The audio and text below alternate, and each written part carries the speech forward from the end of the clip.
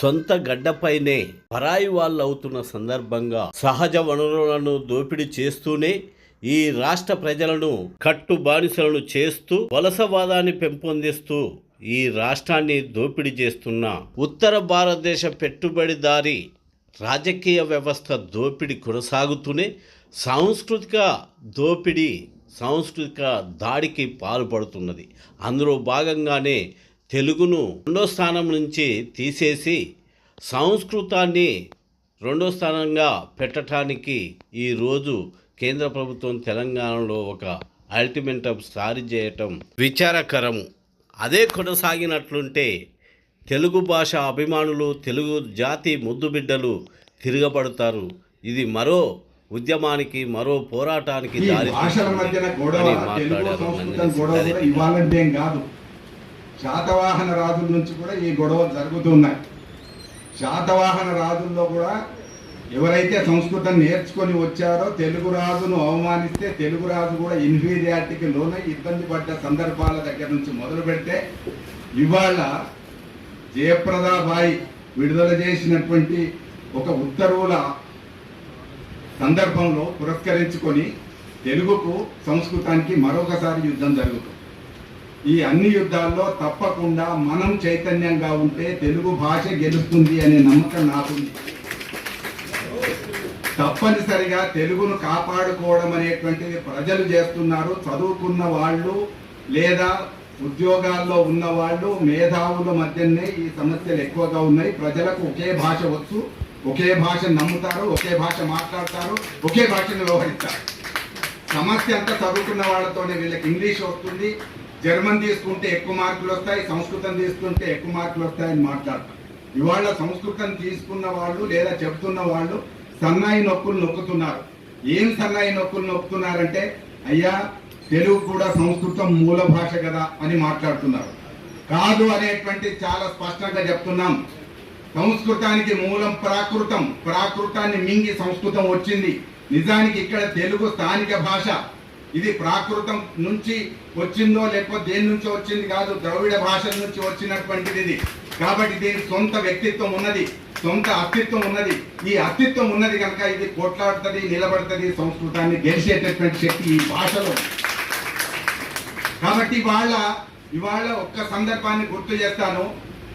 Market భాషగా తెలుగు విజృంభిస్తున్నది. ఇవాళ ఎవరు అనుకున్నా కాకున్నా విద్యాలయాల్లో జయప్రదాబాయి తొలగించాలని ప్రయత్నం చేస్తుంటే ఇవాళ మొన్న అడాలసెంట్ అనే ఒక ఇంగ్లీష్ సినిమా చూడడానికి నేను ప్రయత్నం చేశాను. నాకు ఇంగ్లీష్ రాదు, ఇంతమందిలో చెప్తున్నా, నాకు ఒకే భాష ఇంకో భాష రాదు. అడాలసెంట్ చూడడానికి ప్రయత్నం చేస్తే తెలుగు ఏమన్నా ఉంటుందా అని వెతికితే తెలుగు వర్షన్ కూడా ఉన్నది అడాలసెంట్కి. అంటే ఇవాళ ఇంగ్లీషు నిర్మాతలు కూడా తెలుగు భాషలో తెలుగు ప్రేక్షకుల్ని గుర్తించి తెలుగు భాష యొక్క అస్తిత్వాన్ని వాళ్ళు గౌరవిస్తూ ఉంటే, ఇక్కడ బతుకుతున్న వాళ్ళు, ఈ ప్రజలు వేసే తిండి, నీళ్లు, గాలి తాగుతున్న వాళ్ళు వీళ్ళు తెలుగు ద్రోహం చేయాలని ప్రయత్నం చేస్తే ఎందుకు ఒప్పుకోవాలి? ఇవాళ సంస్కృతాన్ని విలువైన భాష అని మాట్లాడుతున్నారు. విలువైన భాషను చాలా పలుచనైనటువంటి భాషగా మాట్లాడుతున్నది లేదా వ్యవహరిస్తున్నది సంస్కృత అధ్యాపకులు. చాలా భ్రష్టు పట్టిస్తున్నారు. నిజానికి దీంట్లో జ్ఞానం అంతా ఉంది. మనకింతకుముందు మన పెద్దలంతా కూడా చెప్పారు. ఇవన్నీ మనం లెక్క పెట్టుకుంటే సుదర్శన్ రెడ్డి గారి దగ్గర నుంచి అరగోపాల్ గారి దాకా లేదా ఇంకెవరు మాట్లాడినా సంస్కృత భాషలో జ్ఞానం ఉందనే దాని మీద మనకేం తేడా లేదు. కానీ మీరు నేర్పుతున్నది ఏంటిది? విలువైనటువంటి భాషను అతి పలసనైనటువంటి భాషగా చేసి బాహుబలి సినిమా కథను రాస్తే మీరు మార్కులేస్తున్నారే, మీరు కాదా సంస్కృతాన్ని అవమానిస్తున్నది? సంస్కృతాన్ని మేము అవమానిస్తున్నది? మేము తెలుగును ఎంత గౌరవిస్తామో సంస్కృతాన్ని కూడా అంతే గౌరవిస్తాం. కానీ తెలుగును తోసి రాదని పక్కకు నెట్టేసి సంస్కృతం వస్తుంటే మేము ఎంత మాత్రం సహించే పరిస్థితి లేదు. ఇది యుద్ధమే. నిజంగా ఈ యుద్ధం శాతవాహనుల కాలంలో మొదలైనటువంటి యుద్ధం. ఇవాళ తెలుగు జాతికి రెండు అపూర్వమైనటువంటి ఉద్యమాలు చేసినటువంటి చారిత్రక ఘట్టాలు ఉన్నాయి. 82లో తెలుగు అస్తిత్వం కోసం ఎన్టీ రామారావు తెలుగు అస్తిత్వం, తెలుగు జాతి గౌరవం, తెలుగు సంస్కృతి, తెలుగు చరిత్ర, తెలుగు సాహిత్యం అనే పద్ధతిలో ఒక పార్టీ పెట్టి అధికారంలో తీసుకొచ్చినటువంటి చరిత్ర ఇదే నేల మీద ఉన్నది. తెలుగు వాళ్లకు తెలుగు భాష మీద సంస్కృతి మీద అభిమానం పోలేదనడానికి 82 ఒక ఉదాహరణ. అట్లనే 2014 1997 నుంచి 2014 దాకా జరిగినటువంటి తెలంగాణ ఉద్యమం కూడా ఇంకొక చరిత్ర. తెలంగాణ ఉద్యమం కూడా ప్రధానంగా భాష నుంచే మొదలైంది. అది తెలంగాణ తెలుగును ఆంధ్ర తెలుగు అవమానించినప్పుడు, తెలంగాణ తెలుగు తన సంస్కృతి కోసం, తన అస్తిత్వం కోసం, తన పదజాలం కోసం, తనను మాండలికం అంటే కాదని ఇది ప్రత్యేక భాషని కొట్లాడి గెలిచినటువంటి ఒక చరిత్ర ఇదే నేల మీద 2014లో ఒక రాష్ట్రాన్ని సాధించుకున్న చరిత్ర కూడా తెలుగుకే ఉంది. కాబట్టి తెలుగు ఎక్కడికో పోతుందని కాదు, కానీ ఇవాళ అధికారులు దొడ్డిదారిన ఈ భాషను ప్రవేశపెట్టి మనమంతా మాట్లాడని సందర్భంలోనో, మనమంతా ఇంకొక పనిలో మునిగి ఉన్నటువంటి సందర్భంలో దొడ్డిదారిన సంస్కృతాన్ని ప్రవేశపెడితే ఎట్టి పరిస్థితుల్లో దాన్ని సహించేటటువంటి పరిస్థితి లేదు. ఎందుకు కదిలించినా వీళ్ళు ఒక పుట్టను కదిలించారు. ఈ పుట్ట తర్వాత ఇవాళ ఇది ఏ రూపం తీసుకుంటది అనేది చెప్పడానికి లేదు. ఒక ద్వితీయ భాషగా కార్పొరేట్ కాలేజీలకు సంబంధించినటువంటి, ప్రైవేట్ కార్పొరేట్ కాలేజీలకు సంబంధించినటువంటి ఒక ప్రయత్నం, అది కూడా 2 నెలలు జీతాలు ఇచ్చి తమ శాలరీ పెట్టుబడిని ఒక్కటే నెల జీతం ఇచ్చి ఏడాది చదువులు చెప్పి మార్కులు ఇచ్చేసేటటువంటి ఒక పద్ధతిని వాళ్ళు తీసుకొస్తే అది దుర్మార్గం కావటం ఒకటైతే, రెండవ అంశం ఏంటిదంటే గవర్నమెంట్ కాలేజీలలో 1 నెల ఇవ్వడానికి లేదు. ఇది తప్పనిసరిగా 12 నెలల జీతం ఇవ్వాల్సిందే. రేవంత్ రెడ్డి ఏం ఆలోచిస్తున్నాడో, లేకపోతే ఇంకా కింద వాళ్ళు ఏం ఆలోచిస్తున్నారో తెలియదు, కానీ కార్పొరేట్ కాలేజీలకు లాభం ఉంది. కానీ రేవంత్ రెడ్డికి కానీ లేదా ఇంకా కింద ఉండేటట్టు నాకు తెలిసి రేవంత్ రెడ్డికి తెలియకుండా జరుగుతున్నటువంటి కుట్రై కింద అధికారులు ఎప్పుడు కూడా చిత్రమైనటువంటి పరిస్థితులలో ప్రవర్తిస్తుంటారు. ఈ ప్రవర్తనలో భాగంగా స్థానికేతరులైనటువంటి అధికారులు ఇదే క్రమంలో ఇందిరా పార్క్ దగ్గర తెలుగు వద్దని 5-6 పిల్లలకి 5-6 తల్లిదండ్రులకు ప్లకార్డ్స్ బట్టి ఒక ఊరేగింపు చేయించినారంటే తెలుగు వాళ్ళందరం, తెలంగాణ వాళ్ళందరం మళ్ళొకసారి తల జూలు విదిలించాల్సినటువంటి ఒక సందర్భం కూడా ఇవాళ ఉన్నది. ఎట్లా చేస్తారు మీరు?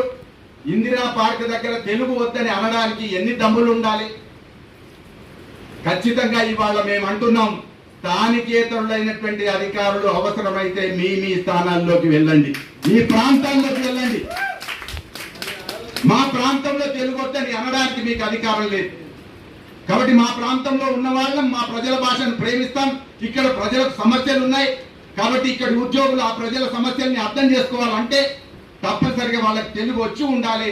ఆ ఉద్దేశంతో 2017లో ఒక జీవో కూడా తీసుకురావడం జరిగింది. అది 1 నుంచి 10వ తరగతి వరకు కంపల్సరీ తెలుగు. నిజానికి ఆనాడు ఆయన 1 నుంచి ఇంటర్మీడియట్ వరకు తెలుగు భాషను అమలు చేస్తామని ఒక ప్రకటన తెలుగు మహాసభల వేదిక మీద చేశారు. కానీ జియర్ స్వామి అనేటువంటి ఆయన పుట్ర లేదా సంస్కృత అధ్యాపకులు అయినటువంటి వాళ్ళు జియర్ స్వామి దగ్గరికి వెళ్ళి లాబింగ్ చేసి తెచ్చి ఏం చేశారు అని అంటే దాన్ని ఇంటర్మీడియట్ తీసేసి 10th వరకు చేయటం అనేటువంటి ఒక కుట్ర చేశారు. అట్లా 10th వరకు అయినా ఆ జీవో వచ్చిందని సంతోషపడ్డాం.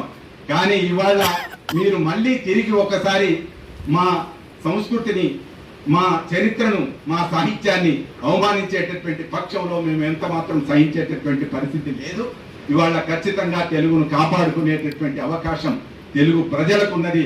మనం ప్రజల దాకా తీసుకెళ్లి చెప్పాలంటే ప్రజల్ని చైతన్యం చేయాలి. ఒకటి తాత్కాలికమైనటువంటి డిమాండ్, తెలుగు ప్లేస్ లో సంస్కృతాన్ని పెడితే ద్వితీయ భాషగా మేము ఒప్పుకునే ముచ్చట్లేదు. 2, ఇటీవలనే నాకు నిన్న రాత్రి ఒక ఆయన ఫోన్ చేసి శాతవాహన విశ్వవిద్యాలయం అది ఆరంభించినప్పుడు అక్కడ తెలుగు కోర్సు ఉన్నది. తెలుగు కోర్సు విశ్వవిద్యాలయ స్థాయిలో ఉన్నది. ఆ తెలుగు కోర్సును 2 ఏళ్ల కిందట అది కేవలం సెల్ఫ్ ఫైనాన్స్ కోర్సుగా మార్చేటటువంటి వీసీ అప్పుడు సెల్ఫ్ ఫైనాన్స్ కోర్సు మార్చిండట. అంటే విశ్వవిద్యాలయాల్లో స్వచ్ఛందంగా తెలుగు ప్రభుత్వం తరఫు నుంచి బోధించేటటువంటి తెలుగు విభాగాన్ని క్రమక్రమంగా సెల్ఫ్ ఫైనాన్స్ కోర్సు కిందికి చేయడం అనేటువంటిది పెద్ద తప్పిదం. ఎందుకంటే కరీంనగర్ చుట్టుపక్కల ఉండేటటువంటి గ్రామీణ విద్యార్థులు, పేద విద్యార్థులు మామూలు కులాలకు సంబంధించి కింది కులాలకు సంబంధించినటువంటి వాళ్ళు తెలుగు చదువుకోవడానికి వస్తారు. ఎందుకంటే ఇవాళ అవునన్నా కాదన్నా తెలుగుకు భవిష్యత్తు అవకాశాలు ఉన్నాయి, తెలుగుకే సంస్కృతానికి లేవు. సంస్కృతానికి ఎంత మాత్రం లేదు. వాళ్ళు చదువుకోకుండా వాళ్ళకి సెల్ఫ్ ఫైనాన్స్ కోర్సు పెడితే ఎట్లా? కాబట్టి వాళ్ళు చదువుకోవడానికి తప్పకుండా తిరిగి అన్ని విశ్వవిద్యాలయాల్లో తెలుగు శాఖను ఇంతకు ముందు ఎట్లాగైతే ప్రభుత్వ స్థాయిలో నడిపించారో, యూజీసీ స్థాయిలో నడిపించారో, ఇప్పుడు కూడా అట్లా నడిపించాలి. ఈ సంస్కృత అనేటువంటిది ఇక్కడికి వస్తే మాత్రం సహించే పరిస్థితి ఉండదు.